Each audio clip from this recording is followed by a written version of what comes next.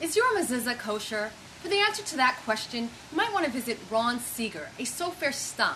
He's a scribe of Torahs, mezuzahs, and tefillin based here in Los Angeles. I'm Maureen Arfa with JewishJournal.com. Let's go inside and find out how he makes the holy books kosher. Make sure a Torah is kosher is make sure all the letters are written properly. So I'll go letter by letter, one by one, and make sure that no letters are touching and that no letters are actually falling off.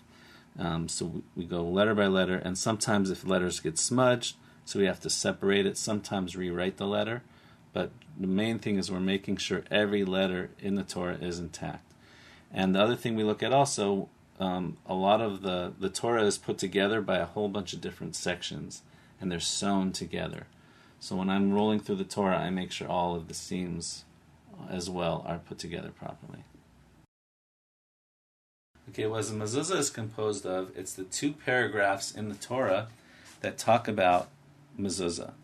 So if you look closely, there's two paragraphs right here, the Shema and Vayayim Shemoah, and it says on the mezuzah in Hebrew, Uchtavtam al mezuzot beitecha uvisharecha, on this one, and also here, Uchtavtam al mezuzot beitecha uvisharecha, meaning you're supposed to write them and put them on the doorposts of your house and on your courtyards. So therefore it's on these, and this is what's written on the mezuzah.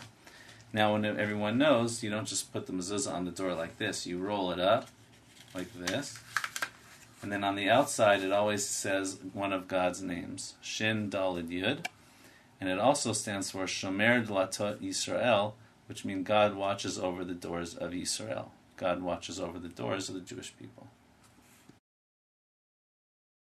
Okay, a set of tefillin, as we know, is from two components. It has the shel yad, the hand, and the shel rosh, the one that goes on the head.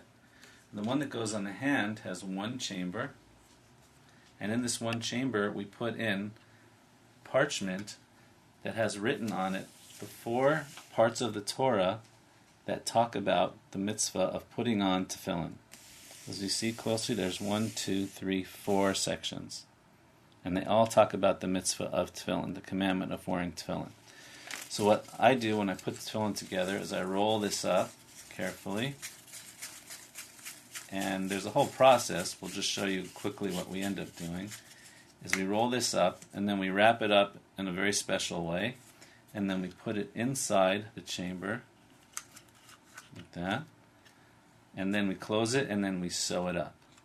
Now for the one that goes on the head, the shel rosh, there's 4 different chambers, and those same parchments are actually written on 4 different parchments. The 4 sections of the Torah that talk about tefillin, they're written on 4 different parchments and folded and then put in. So the first one, you have to do it in the exact right order. This happens to be the first one. So we take it, we fold it, wrap it in a special way, and then put it inside the tefillin.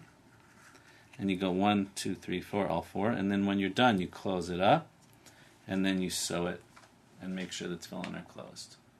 And at the end, there's straps that you put on and you put through here in the chamber, which are made from these straps.